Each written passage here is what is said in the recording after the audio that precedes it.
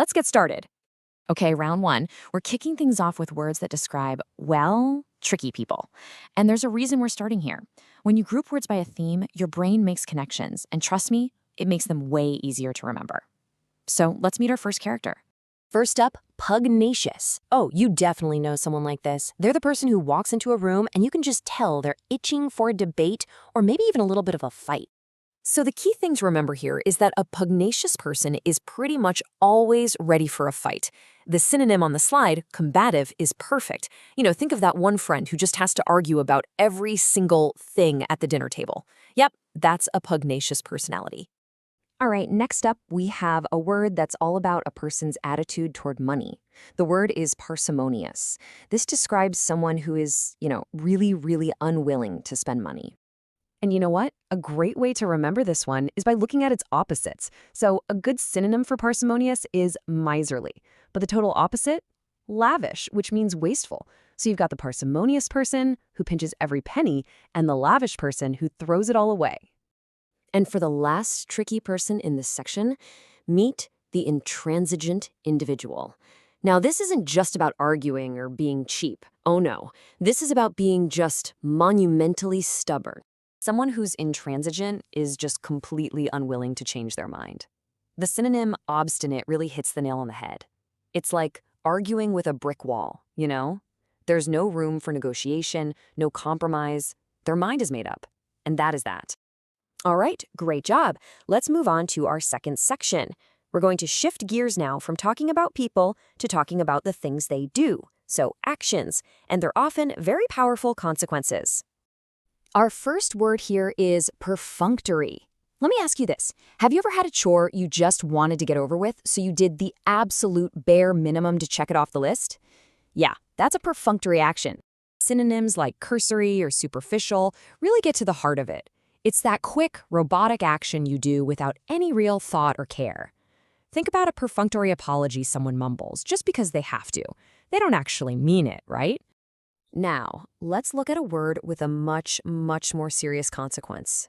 Pernicious. This isn't just a bad action. It's a truly destructive one. So the really important thing about pernicious is its sneaky, creeping danger. It's not like a sudden explosion. It's more like a slow poison. And check out the synonyms. Lethal, detrimental. They really tell you how serious this is. A pernicious habit is something that slowly but surely ruins your health over years. Okay, enough of the doom and gloom. Let's switch from harm to help. Our next word, ameliorate, is a fantastic, really positive action word. It's what we do when we want to fix something that's gone wrong. To ameliorate a situation just means to make it better. Simple as that. The synonym improve says it all. So if a situation has turned bad, maybe because of some pernicious influence, the action you take to fix it, to make it better, is to ameliorate it. Final round, let's finish strong. We're moving on from actions to ideas.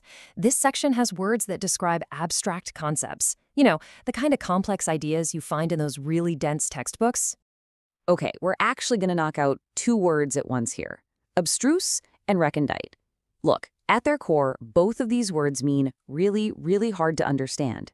If you learn them as a pair, they're much more likely to stick in your head. Now, there is a small difference. Abstruse usually describes something that's just obscure and complex, like, say, quantum physics. Recondite goes a step further. It's not only difficult, but it's also little known or mysterious, like the secret history of an ancient civilization. Either way, these are ideas that aren't easy to grasp. And for our very last word, we've got a quality that every single one of us needs to crush our exams and hit our goals. And that quality is being tenacious. To be tenacious means to be persistent, to hold on tight and just refuse to give up.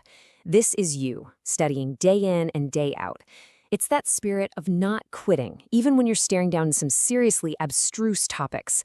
Your tenacity is your secret weapon. And look at that. In just a few minutes, you've added 8 super powerful words to your vocabulary toolkit. Let's do a lightning-fast recap. Pugnacious, loves to fight. Parsimonious, hates to spend. Intransigent, stubborn. Perfunctory, lazy effort. Pernicious, subtly harmful. Ameliorate, to make better. Abstruse and recondite, hard to understand. And tenacious, never giving up. You totally got this. So, I'm going to leave you with this final thought.